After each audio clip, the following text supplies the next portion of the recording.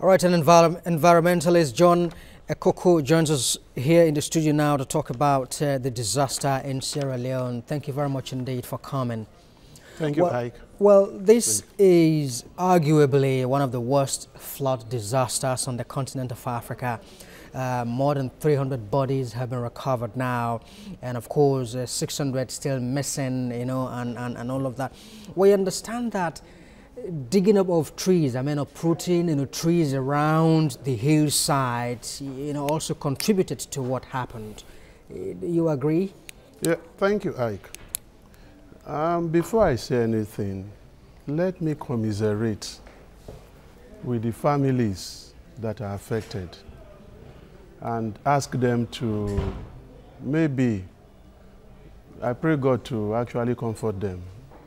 It's one of the deadliest in recent times. It's a combination of about 4 factors.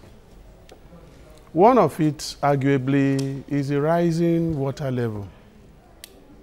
You know, Sierra Leone Freetown is one of the lowest points before the Atlantic Ocean and receives one of the heaviest rainfall. Normal times, it receives far more rainfall than most other coastal regions. In fact, you're looking at about 3,000 millimeters of rain in a month. In fact, I think in 1 week, about 3,000 millimeters of rain fell. That's heavy. They do not have the infrastructure to contain it. That's one. Number 2, Sierra Leone has been at the center of tragedies, serious tragedies that has actually depleted its human resource. First, you had the 10-year civil war, 1991 to 2001. Then you had Ebola, which virtually decimated that place. Now, apart from these disasters, because of the problems, there was massive deforestation. And very, very sadly, you'll find out that the trees play a role to keep the soil firm. When you remove the trees, what happens? You leave the land bare.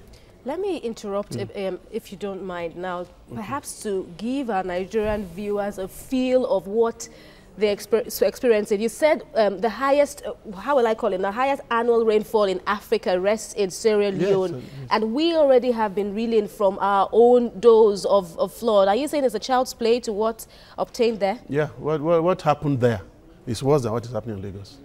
All right, and then now you've mentioned the environmental nature now, but then people are also saying, could this disaster have been averted? Are there some things the government and the residents did? Thank you. Let's go to that. I was coming to that. So I talked about deforestation, right? Now, deforestation just opened up the soil. So these disasters easily came in and climbed on it. The last one is that the massive rainfall, what does it do? It soaks the soil and makes the soil loose. It can move easily, right? You have landslide, you have mudslides. Landslide like when it's coming from the top. Mudslide like when it's following the water channel. What has happened in Sierra Leone is more of a mudslide, which means whole channels were moving together. That was why a family slept, and by the time they woke up, they've been overtaken by disaster. The first question is this. The natural aspect would have caused some level of disaster, but it could have been mitigated if there was proper infrastructure, bond walls, adequate channelization, just like the massive intervention projects we are getting in Lagos now. They were not there.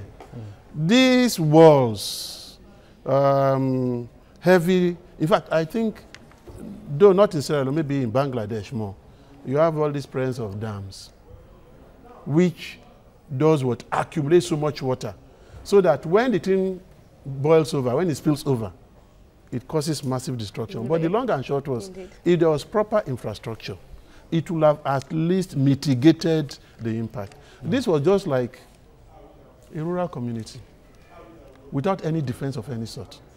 They were just at the mercy of nature. And the homes that they even constructed were not strong enough to withstand. Now, there are heavy concerns about the outbreak of diseases, waterborne diseases like, cholera, diarrhea, and the rest of them. What do you think?